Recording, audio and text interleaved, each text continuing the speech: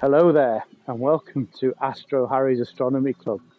And today we're going after a monster. We're going after a killer asteroid. Yes, it's coming, boys and girls.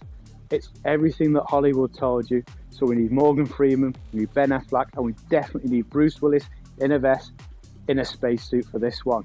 Let's go and find the killer.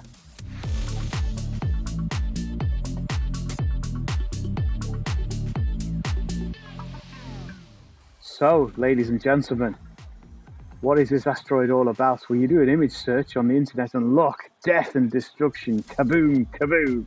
It's everything. It's Morgan Freeman, it's Steve Tyler singing a ballad, it's everything. So, what is this asteroid actually called? Well, it's called Apophis. And Apophis is apparently a Greek or an Egyptian god who was the enemy of Ra, the sun god. But apparently they've also pinched a bit off Stargate as well. So this asteroid is a real thing. It has its own Wikipedia page and everything. So it's not just something that I'm making up. So what's all about this asteroid? Well, apparently it's about 370 meters wide, and it will tonight, or for the next couple of nights, it will come very, very close to Earth. So close that we can observe it, hopefully, with an amateur telescope. The second thing about it is that it's actually going to have a small percentage chance of hitting the Earth, about 2.7% chance of hitting either the Earth or the Moon. Either way, it's going to be good stuff. And finally, when's this all going to happen? Well, apparently it's going to be quite soon. In astronomical terms, it's going to be 2029, so in about 8 years' time. So clearly, we need to keep an eye on this asteroid.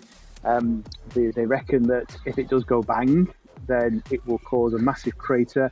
It will completely decimate thousands of miles around there, but they're not sure whether it will actually have an impact on life in general. So, suffice to say, though, you would not want to be there if and when this thing hit the Earth. So let's see if we can point our trusty telescope and see if we can go and find this beast, this monster, this killer.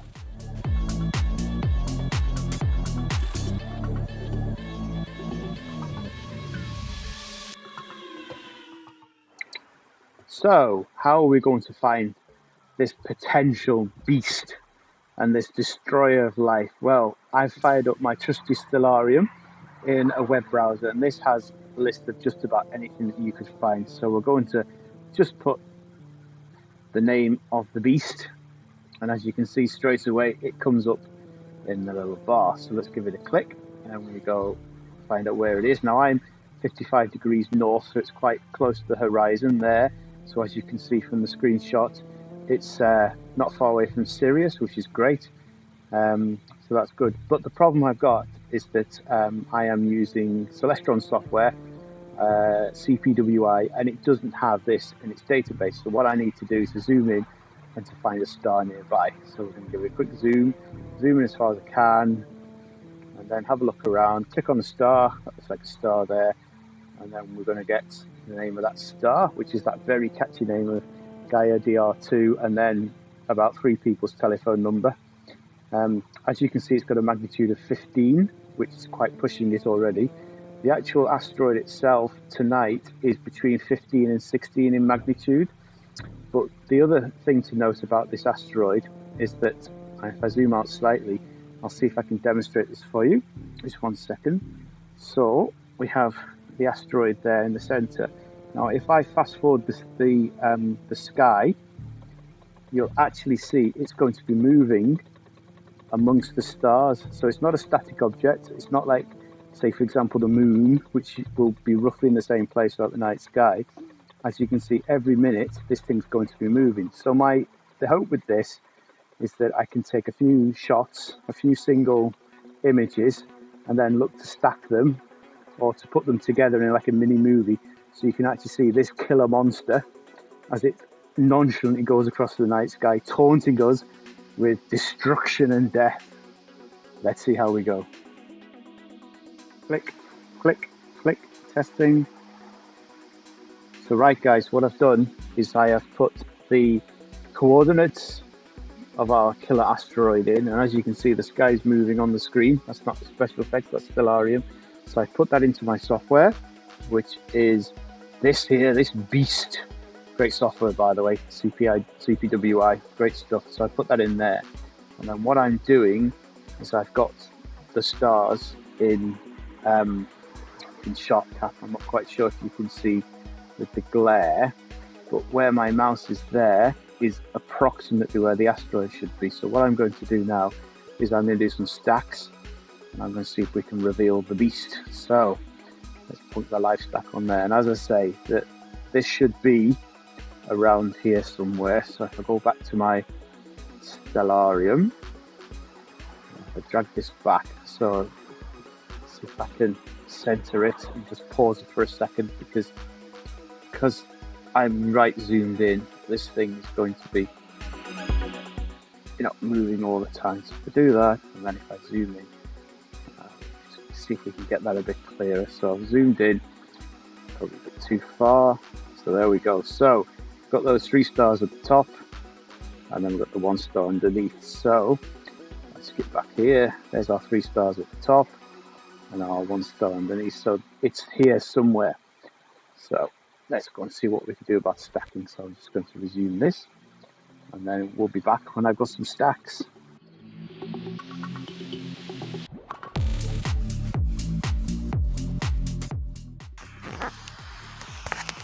Well, hello everybody, I don't know if you can see me or not. I've been on at this now for an hour and a half trying to find this death machine. I'm now doing double laptops as I try and work out the location. So what I've been doing is doing some stacking. I've tried all sorts of different settings, all sorts of different ones.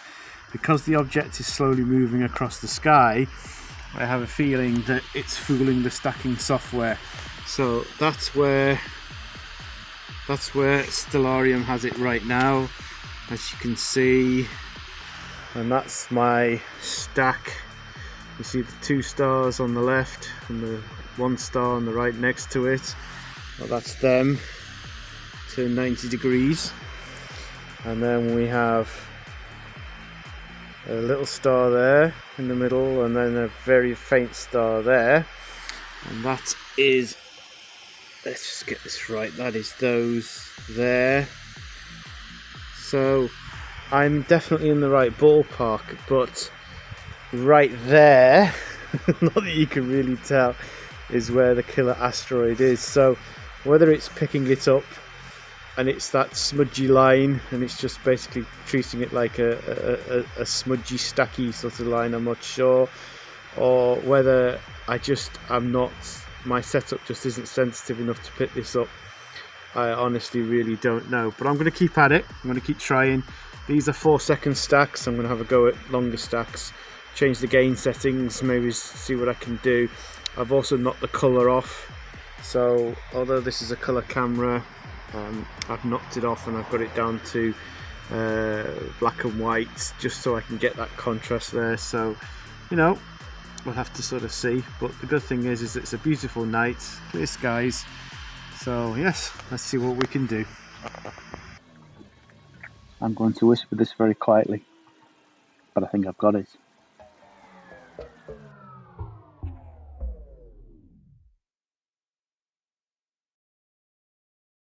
So it's the day after, and I've had a chance to look at this and to put it all into various pieces of software to check the position of the asteroid, and I've managed to find it in the last capture that I took, which was a series of stacks. It's such a faint object. All I can think of is either the object was rotated and it wasn't presenting a full face, or it's just a lot dimmer than what it was saying on the star charts. I mean, the stars around there are magnitude 15, 16, and it is so much fainter. So I've managed to extract it using the Photoshop and using a few tools, which I'll put some screenshots on there so you can enjoy it. And I've also checked the star charts and I've made sure that it wasn't a faint star. I've gone down to magnitude 20 and it's definitely there's definitely nothing else there. So it just goes to show, I mean, I was out for 3 hours doing various techniques, checking things, plate solving, using different exposures. I also have a colour camera, and to do things like this you really need to have a monochrome camera because they're a lot more sensitive. I did a few tricks combining some channels and just basically managed to get all this data. So as I say, I will post it now, and yes, and so just think in about 8 years time we may be seeing a lot more of this little asteroid. Bye.